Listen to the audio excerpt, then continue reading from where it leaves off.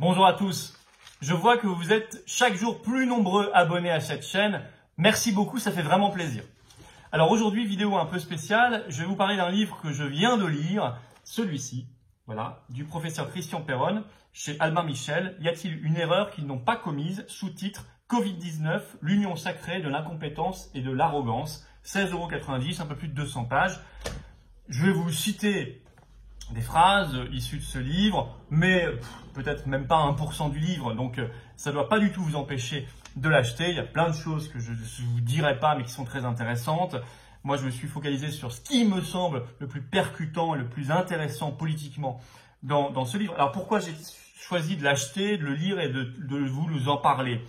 Parce que Christian Perron, moi je l'ai vu depuis le début de la crise du coronavirus sur les plateaux télé, je l'ai vu de temps en temps, et il a toujours été cohérent, il a toujours dit la même chose. Voilà. Ça aurait été un médecin qui a changé d'opinion avec le vent, je n'aurais pas pris la peine d'acheter son livre, de le lire et de vous en parler aujourd'hui en vidéo. Par ailleurs, Perron, c'est pas n'importe qui, c'est aujourd'hui le chef du service des maladies infectieuses à l'hôpital de Garches. Il est un des spécialistes mondiaux de la maladie de Lyme et il a présidé pendant des années la commission des maladies transmissibles au sein du Haut Conseil à la santé publique. C'est un livre clairement coup de poing et coup de pied, je dirais. J'ai vu des journalistes dire coup de gueule, ça me paraît un peu faiblard. Je dirais coup de poing parce que c'est une série d'uppercuts dans ce livre, c'est-à-dire qu'il ne mâche pas ses mots, il met les pieds dans le plat. Et il a un langage clair, direct, il n'y a pas de langue de bois, il n'y a pas de politiquement correct, et c'est en ça que c'est très intéressant. Et c'est un livre coup de pied, je dirais coup de pied dans la fourmilière. Coup de pied dans la fourmilière des conflits d'intérêts avec l'industrie pharmaceutique, dans la fourmilière des collusions politiques et médicales avec le secteur privé. C'est de ce point de vue-là très intéressant. Je vais vous citer quelques lignes du livre. Je vais aussi ajouter mon propre commentaire politique parfois, y compris des solutions qui me semblent de salut public, qui ne sont pas dans le livre, mais que je me permets, comme responsable politique et responsable président du mouvement Les Patriotes, de développer avec vous, parce que je pense qu'il faut surtout que ce livre serve à quelque chose et fasse avancer notre pays dans le bon sens. Alors on sent d'abord que c'est lui qui l'a écrit de A à Z, c'est pas une œuvre majeure de la littérature française, mais c'est pas du tout l'objectif, il l'a manifestement écrit vite, mais c'est un style que tout le monde comprendra, qui est direct et clair encore une fois, où il dit les choses telles qu'il les pense, ça se ressent vraiment tout de suite. Alors, d'abord il y a une question, page 13 et le début du livre, qui à mon avis résume l'intérêt de ce livre, ça tient en quelques mots. Il a tout simplement écrit « Combien de morts auraient pu être évitées ?» Voilà, tout simplement. Et il précise, page 14, « La France attend des explications et certains devront rendre des comptes devant l'histoire. » Et d'ailleurs, il y revient dans les derniers mots, page 207. « Merci enfin à tous les Français d'avoir résisté dans le calme, malgré l'abandon des pouvoirs publics. » Alors, combien de morts? Là, dans le livre, il ne cite pas de chiffres. En revanche, dans une interview sur le livre à BFM TV le 15 juin, il a estimé qu'on aurait pu éviter 25 000 morts sur les 30 000 en France, liés au Covid-19, en regardant les choix faits par d'autres pays à l'étranger, qui ont eu d'autres stratégies, qui ont eu une mortalité très inférieure à celle de la France. Mais vous ne trouvez pas cette estimation chiffrée dans le livre. Alors, les premiers chapitres sont sur les pénuries de masques, de tests. Je ne vais pas y revenir, c'est intéressant. C'est pas ce qu'il y a de plus novateur dans le livre. Mais on apprend ou réapprend des choses qui sont vraies, qui sont très importantes. J'ajouterai simplement en termes politiques, et c'est évidemment, ça n'est pas dans le livre, ça n'a pas cette prétention, que pour moi, si la France a connu tant de pénuries, c'est parce qu'elle est désindustrialisée massivement, que la production est partie, et il y a également eu beaucoup de délocalisation en France. Par exemple, la dernière usine de masques en France, elle était en Bretagne, à Plaintel, c'était 200 millions de masques produits chaque année. Elle a été délocalisée en Tunisie en 2018. Donc si vous voulez, moi je pense que il y a tout de suite une lumière qui s'allume quand je lis tout ça, c'est Frexit, quoi. Parce que la principale cause et de loin de notre désindustrialisation, c'est notre appartenance à l'Union européenne et à l'euro, monnaie qui n'est pas du tout adaptée à la France. Donc il faut quitter l'Union européenne et l'euro, faire le Frexit et interdire les délocalisations.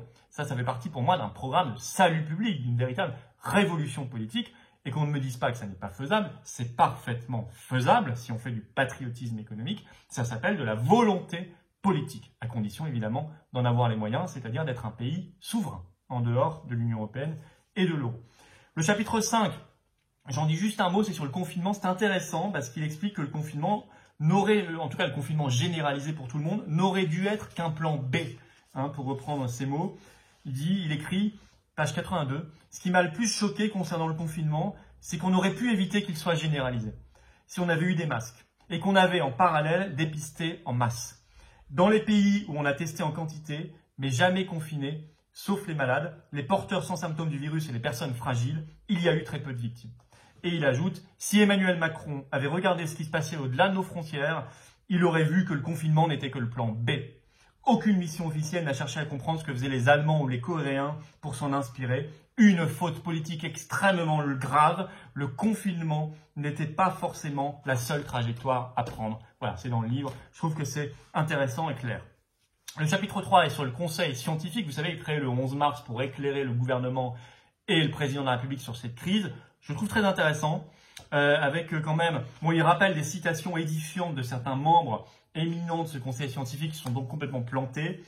Par exemple, Yazdan Pana qui avait déclaré « Il ne va pas y avoir une épidémie en France parce qu'on est justement préparé », c'est page 41, ou encore Bruno Lina, un autre membre du conseil scientifique qui avait écrit « Le plan français contre les pandémies est considéré par l'OMS comme le meilleur. Aujourd'hui, on arrive à s'appuyer sur cet outil. » Voilà, c'est toujours intéressant de revenir là-dessus. Alors là où on apprend vraiment les choses dans ce chapitre, c'est page 50 et suivante, sur les profils ahurissants qui ont été choisis pour constituer ce conseil scientifique, où en fait il y a très peu d'infectiologues, très peu de spécialistes des virus et des épidémies, c'est quand même incroyable. On se demande si c'est fait exprès. Et là, bon, c'est même assez drôle, hein. Enfin, ça a des conséquences qui ne sont pas très drôles, mais la manière dont c'est écrit, c'est assez drôle. Je vous cite par exemple page 50. Dans le même genre, au sein du fameux conseil de l'Élysée, d'autres personnalités sont chargées de sauver le pays, comme Laetitia Atlani-Duo, par exemple, qui est, 3 petits points, mais Perron, anthropologue. En pleine crise du coronavirus, ne pourrait-on pas échanger une anthropologue contre un spécialiste des virus, contre un infectiologue, un immunologiste, un chercheur peut-être? Voilà ce qu'écrit Perron, très ironique. Même réflexion concernant Daniel Benamouzig. Lui, il fait aussi partie du conseil scientifique en qualité de sociologue. Il est également directeur de recherche chez NRS Sciences Po. Et son job à lui pendant le Covid-19, c'est d'évaluer les retombées économiques de la crise et ses conséquences sur le système de santé français. Perron ajoute, « Là encore, je me permets de demander si c'est bien le moment de penser à ça. On ne peut pas avoir un expert des maladies tropicales à la place. » Il ajoute un dernier assez amusant également et effarant. Page 52. Heureusement, il est rejoint par le dernier expert qui a fait son entrée au Conseil, Emril Hoang. En pleine crise sanitaire, on est très logiquement allé chercher un spécialiste de haut niveau en numérique pour sortir du tunnel. C'est intéressant. Alors là, on arrive au meilleur chapitre pour moi, c'est le 4e, sur les conflits d'intérêts, où quand même, ce qui est intéressant, c'est que Perron, il mâche pas ses mots, quoi. C'est-à-dire qu'il cite des noms, de laboratoires, il cite des sommes, il dit des choses, quoi. Et d'ailleurs, alors dans ce livre, il n'y a pas le mot corruption. Il n'y a pas non plus le mot des médecins achetés par des laboratoires pharmaceutiques. C'est pas écrit, vous le trouverez pas. Il l'a dit en interview, donc le 15 juin sur BFM TV, il a parlé de corruption, le lendemain aussi sur Sud Radio, il a parlé sur Sud Radio également d'experts, de médecins achetés par les laboratoires pharmaceutiques. Bon là, c'est pas écrit, je pense que c'est la volonté de son éditeur, Albin Michel. Les éditeurs souvent appellent les auteurs quand même à modérer un peu leurs propos parce qu'ils craignent les procès en diffamation, parce que les éditeurs sont également poursuivis quand il y a un procès en diffamation contre un auteur. Donc c'est, on a eu juste pour ça. Alors d'ailleurs, ça lui vaut beaucoup d'inimitié, hein, même d'hostilité, puisque tout récemment, là, le 20 juin, a été lancée par des médecins une pétition contre lui, saisissant le Conseil national de l'ordre des médecins et appelant le Conseil national de l'ordre des médecins à convoquer Perron pour que, je cite, il rende des comptes. Donc on voit qu'ils sont quand même, il y a certains quand même une petite goutte là qui est en train de tomber manifestement sur la tempe. Ça doit être des médecins qui l'ont, peut-être aussi des ministres, voire au-dessus, hein, c'est ce qu'on imagine. Alors il plante le décor tout de suite. Bon, il explique, page 57, ce que recouvrent les liens d'intérêt. C'est pas forcément illégal hein, du tout. Hein. Donc, je cite rapidement, rémunération directe ou indirecte versée par l'industrie pharmaceutique. Alors, ça peut prendre des formes très variées, dit-il. Invitation à des congrès, versement d'honoraires pour participation à des conseils scientifiques pour aider les laboratoires à développer leurs nouveaux médicaments. Certains experts touchent aussi à titre privé des honoraires importants pour piloter les études cliniques. Bon, mais là où il dit que ça peut poser problème, c'est page 60, où il écrit « Au-delà des relations complexes entre les membres du conseil scientifique et les grands laboratoires, il faut bien comprendre que ce système peut transformer d'excellents médecins en stratège d'un lobbying au service du secteur privé. Alors, il s'attache notamment à développer son analyse sur un membre du conseil scientifique, page 58, c'est Yazdan Pana, que j'avais déjà cité, enfin qu'il a déjà cité plus exactement, et il écrit, page 58, il a lui aussi fait sa déclaration, lui en 5 ans, il a perçu beaucoup d'argent des firmes de médicaments, 133 695 € depuis 2012, et il ne s'en cache pas. Mais quand il entre au conseil scientifique, il n'est plus du tout sous la houlette de l'industrie pharmaceutique. Depuis 2017, j'ai arrêté mes liens avec les laboratoires, déclare-t-il à Mediapart. Il ne mentionne pas ses participations à des congrès scientifiques sponsorisés par les laboratoires jusqu'au 3 octobre 2019. Un simple oubli, on l'imagine, ajoute Perron, assez mordant. De la même manière, il y a là, page 60, une révélation très intéressante, je trouve, sur Discovery. C'est pas totalement une révélation découverte par Perron, mais c'est vrai que pour qui n'a pas eu le temps de se pencher très exactement à fond sur cette affaire, on l'apprend. Enfin, je veux dire, je pense que 99% des lecteurs vont apprendre tout ça. Et notamment, bon, on apprend sur le l'essai européen Discovery, vous savez, l'essai clinique dont on attend toujours les résultats. Hein. Je vous en ai fait une vidéo et on n'aura, je pense, jamais les résultats, évidemment, de cet essai clinique. Il écrit « On apprend alors que c'est le projet d'un consortium qui s'appelle Reacting. Jusque-là, tout va bien. Mais que trouve-t-on en bas de la page ? Que Reacting est un groupe créé par Jean-François Delfrécy, qui est le président du conseil scientifique. Pour se dédouaner de tout conflit d'intérêts tout en associant ses collègues à sa démarche, il dit qu'il veut pour le conseil scientifique un règlement intérieur qui permettra de savoir quelle est la règle pour les gens avec des liens d'intérêt. Il ajoute, précis comme d'habitude, là Perron est ironique, que le règlement sera finalisé dans les jours prochains. Quand exactement? Mystère et boule de gomme. Je trouve que c'est intéressant d'avoir l'envers du décor sur cet essai clinique. Ensuite, il s'intéresse à Madame Lacombe, la médecin Karine Lacombe, page 64. Il y a aussi Karine Lacombe, je cite Perron, qui bosse pour Gilead. Elle n'est ni dans le premier conseil scientifique de l'Élysée, ni dans le second. Mais elle a clairement la caution du gouvernement. Le 28 mars, elle partage une conférence de presse avec le Premier ministre et le ministre de la Santé à Matignon sur le thème du coronavirus. Or, il se trouve qu'elle a des relations de grande complicité intellectuelle avec, entre autres, de grandes firmes comme Gilead et AbbVie, qui par ailleurs, mais ça n'a rien à voir, lui ont accordé de généreux contrats, écrit Perron. Et ce jour-là, pendant la conférence de presse, alors que nos deux ministres boivent ces paroles, elle chante Discovery et fustige la chloroquine. Karine Lacombe a touché 212 209 € de l'industrie pharmaceutique, dont 28 412 de Gilead et 45 211 d'AbbVie. Et il ajoute, page 67, « J'ai regardé, écrit Perron, le top 10 du classement des revenus annuels versés par l'industrie pharmaceutique aux infectiologues. Je ne citerai personne, ouf, vont dire certains. Un seul exemple, l'un d'entre eux a quand même reçu la bagatelle de 541 729 € de Big Pharma, dont 52 812 de Gilead. À ce stade, peut-on vraiment parler de rémunération complémentaire ? Est-ce un hasard si on apprend par le canard enchaîné que le coup de téléphone anonyme pour menacer Didier Raoult s'il persiste avec l'hydroxychloroquine serait parti du téléphone portable du service d'infectiologie qu'il dirige ? C'est quand même édifiant. Alors là, clairement, Perron parle de l'oligarchie médicale. Le terme n'y est pas, mais c'est le mien. Et du pourrissement aussi d'une partie du monde médical et politique par collusion avec des intérêts privés. Là, moi, je demande dans les mesures de salut public, évidemment, d'abord que quand les médecins font des interviews à la télévision ou à la radio, avant même de répondre devant la caméra ou au micro, ils doivent dire la liste des laboratoires avec lesquels ils ont éventuellement des liens d'intérêt. C'est pas forcément des conflits d'intérêt, mais des liens d'intérêt. Qu'ils donnent la liste. Voilà. S'il n'y en a pas, il n'y en a pas. Tant mieux. S'il y en a, il faut le dire. Ensuite, on répond à l'interview. Mais au moins, tout le monde est éclairé. Ensuite, il faut, j'ai envie de dire, nettoyer les écuries d'Augias. Nettoyer la médecine française de ces grands pontes qui n'ont plus la liberté nécessaire pour faire simplement de la médecine et qui sont trop liés à l'industrie pharmaceutique. Il faut les mettre en dehors du circuit, qu'ils aillent travailler clairement dans les laboratoires, mais qu'ils arrêtent par ailleurs d'avoir une fonction officielle de médecin ou pire, de conseil médical du pouvoir. Il faut interdire par la loi le pantouflage entre secteur privé, c'est-à-dire ces allers-retours permanents entre secteur privé, notamment l'industrie pharmaceutique, et le monde politique, le monde de la haute administration, le monde des cabinets ministériels, le monde parlementaire, le monde ministériel. Ça n'est pas possible. Ça ne peut pas vous laisser indemne. Vous êtes forcément ensuite influencé, voire pire que ça. Il faut, par une grande stratégie industrielle nationale, avoir une filière publique du médicament. Le médicament, ça n'est pas un bien commercial, c'est un bien public. Voilà, la santé, c'est un bien public. Et donc, il faut faire de la recherche, c'est très important. Des essais cliniques, c'est indispensable aussi. Mais il ne faut pas s'interdire aussi une autre stratégie, c'est celle par exemple de Raoult, c'est le repositionnement des anciens médicaments. Le repositionnement des anciennes molécules, c'est-à-dire qu'on va chercher des molécules qu'on connaît déjà bien, dont on connaît bien aussi les effets secondaires potentiels, et qui effectivement ne rapportent pas un rond. Ah bah oui, parce qu'elles sont sorties des brevets, mais il faut quand même pas s'interdire de les utiliser, parce qu'elles peuvent être très efficaces, même contre de nouvelles maladies. C'est ce que Raoult a fait avec l'hydroxychloroquine, hein, tout simplement, et l'azithromycine.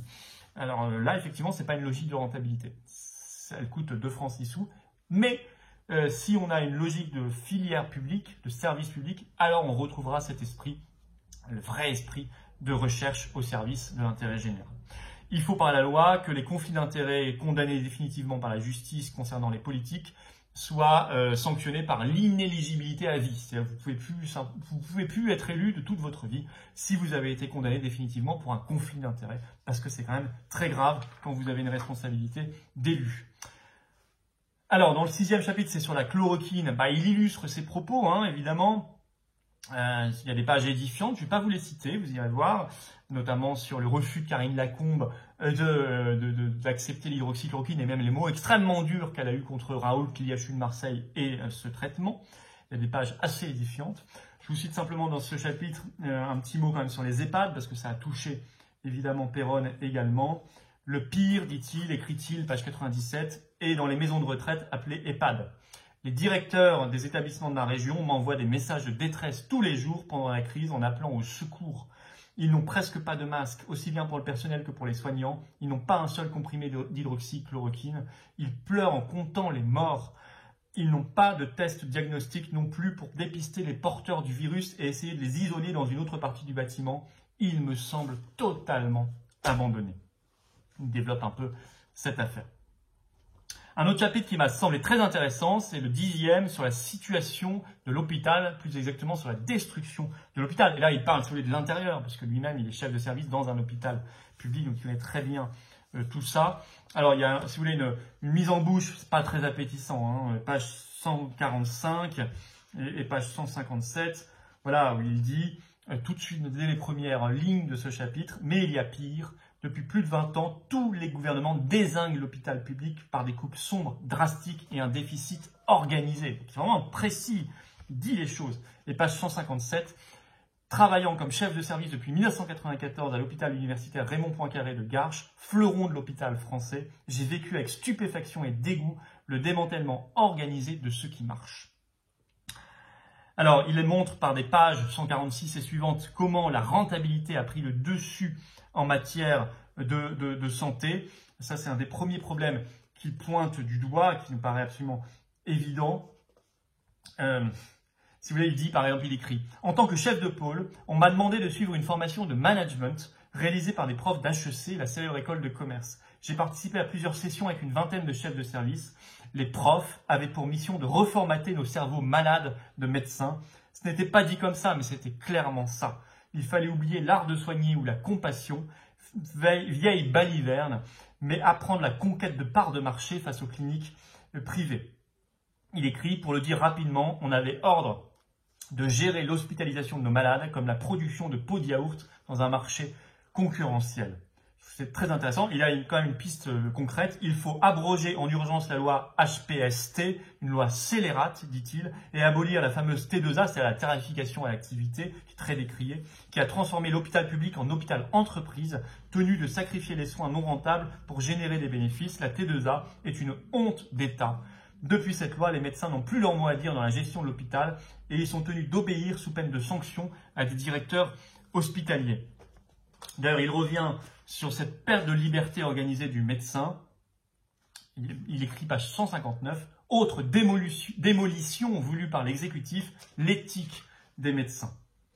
Et par exemple, il cite la loi Bertrand, de Xavier Bertrand par exemple, qui veut empêcher les médecins de prescrire des médicaments en dehors de l'AMM, c'est-à-dire l'autorisation de mise sur le marché. C'est une atteinte directe à la liberté de prescription des médecins, qui a été poussée très très loin dans cette crise du coronavirus, plus loin que jamais. Pourtant inscrite dans le code de déontologie. Or, dans la pratique de tous les jours, surtout à l'hôpital, la prescription hors AMM est très fréquente et peut atteindre 80 à 100% des prescriptions dans certains domaines. Donc à quoi joue-t-on? À quoi joue-t-on?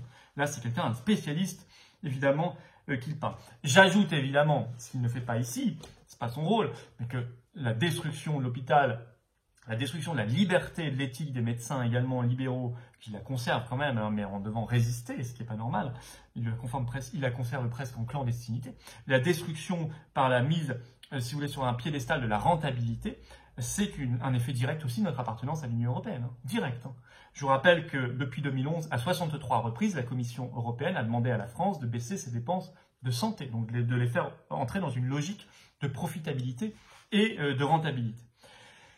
Il demande justice, je ne développe pas, c'est à la fin du livre, il le dit clairement, il parle même de procès et de peine pénale, hein, donc il est extrêmement clair. Je conclurai simplement en disant que vous pouvez parfaitement l'acheter et le lire, je vous le recommande d'ailleurs, il faut d'ailleurs soutenir Péronne parce qu'il va être très attaqué, il y a déjà une pétition contre lui. Je dirais simplement que les professeurs Raoult et Péronne ont sauvé l'honneur de la médecine française dans cette crise.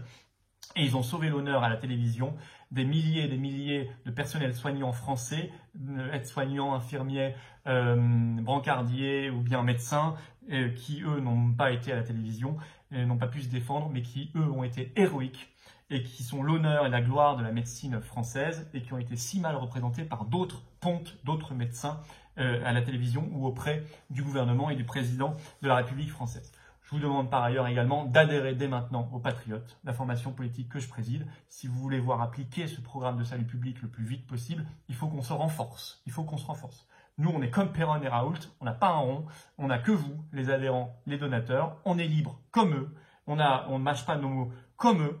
Voilà, et donc, j'ai besoin de vous. Le lien pour adhérer aux Patriotes, il est dans la description sous cette vidéo. Il est également en commentaire épinglé, vous le verrez, sous cette vidéo. Je vous attends. Voilà, je vous attends. Ne tardez plus. Vive les Patriotes. Et puis, vive ces médecins libres et vive la France. Merci beaucoup.